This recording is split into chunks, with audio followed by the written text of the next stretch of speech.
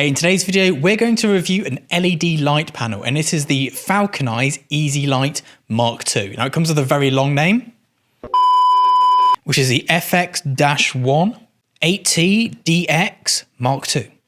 I don't know what that means. It's just a load of numbers. Marketing should really get onto that now. These lights are clearly for a very specific use. These are not your standard LED lights. This is not the light you should buy if you're looking for your first LED light. But it does have some great uses.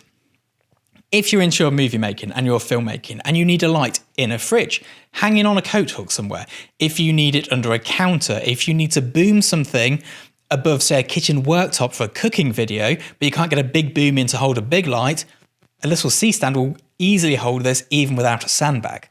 It is incredibly versatile, but it also has some pretty big drawbacks. First of all, the build quality of certain areas, not so good.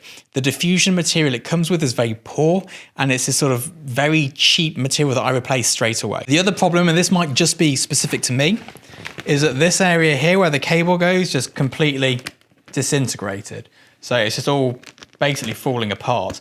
I think it's the cheap plastic that's used. It doesn't look like it's cracked specifically. It's just kind of falling apart, and this is supposed to be water sealed. So I would definitely not put this underwater. Another drawback to this particular thing is this.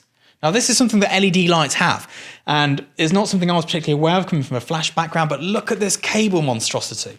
So we've got here the AC adapter, which I've clipped onto the side of the main body, which has a on and off switch and a button up here. We then have all of the dials on here, which is great, but it just seems like a lot, especially as it then uses a non-standard cable to go into it. I know this is quite the norm on a lot of LED lights, but coming from a photography background, this feels cumbersome and somewhat surplus to requirements.